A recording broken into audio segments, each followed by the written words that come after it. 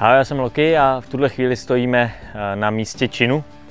Jsme v areálu Pražský teplárenský vedle Prusa Research a ještě nedávno tady na té louce nebylo vůbec nic, i když vlastně za náma tady stály obrovský kovový sila, který se rozřezávaly autogenem a tak.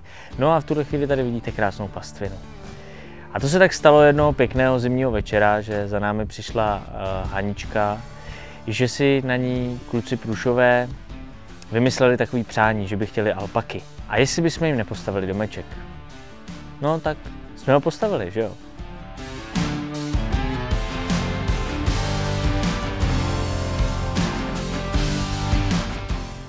Začali jsme tím, že jsme si ve Fusionu, v našem oblíbeném modelovacím programu, udělali vlastně design celého toho domku, od podlahy přes kostru až po střechu.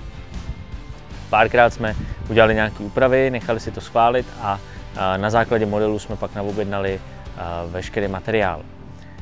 Podlahu jsme teda nechávali dělat firmu a my jsme pak začali stavět kostru celé té budovy.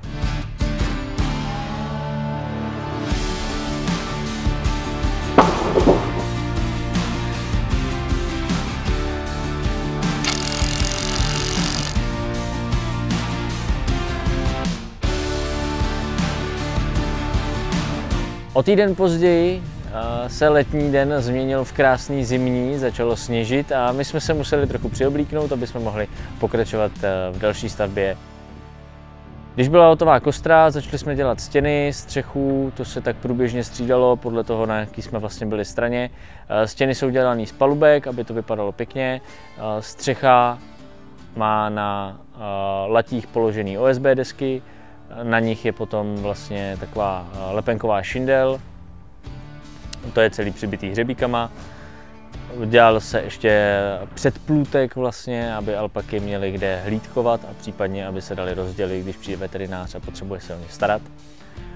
Krom toho se pak dělal kolem celého výběhu ještě lesácký plot, ten zase dělala teda externí firma. My jsme pak jenom dělali nějaké drobné dodělávky.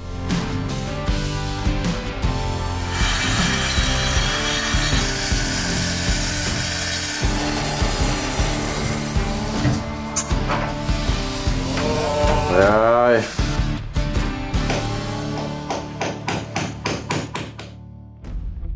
Za mnou se dokončuje Weekend House pro 3 alpačí samečky, který firma Prusa Research pořídila pro radost všech zúčastněných zaměstnanců kolegů.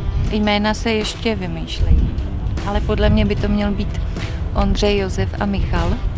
Budeme se podívat dovnitř. Tady jsme v alpačí komůrce.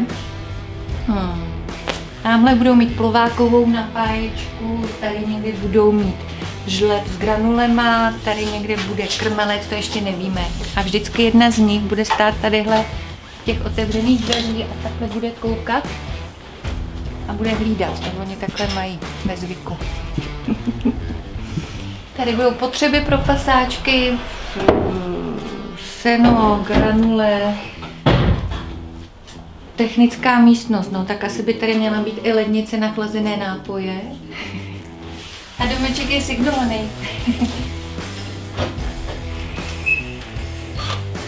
Krásně to kluci provedli. Děkujeme.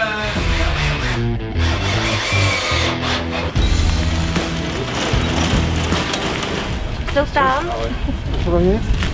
Tak co, jaký jsou? Dobrý. Prý Ondřej nějaký jako nervní. To je ten oranžový, no. No, tak ten furt plive.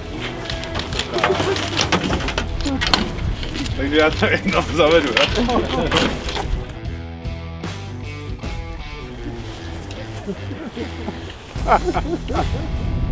Pojď. Nevíš, já bych mě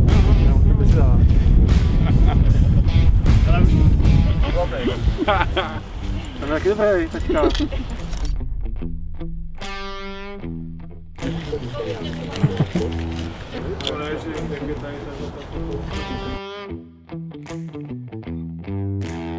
O naše alpaky se starají 2 ovčáci, tedy respektive jeden ovčák a jedna ovčačka. Co potřebují takové alpaky? Máme tady velký balíky sena, máme tady hromady větví kvůli okusu, které potřebují, no a pak samozřejmě pěknou zelenou pastvu plnou trávy. Dokrmujou se nějakou mrkvičkou a podobně.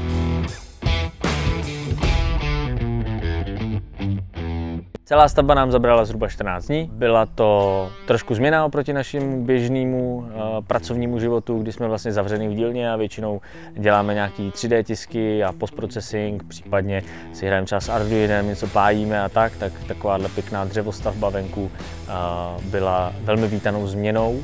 A myslím si, že na to, že vlastně nejsme tak úplně tesaři, tak to vypadá celkem k světu. Já tedy doufám, že to přání z toho jednoho zimního večera mít pěkný chlívek pro alpaky se nám podařilo splnit a jsou jednak tedy šťastní kluci plušové a pak samozřejmě hlavně doufám, že se tady bude líbit našim 3 alpakám, potažmo i ovečkám v sousedství a nebude jim tady nic chybět.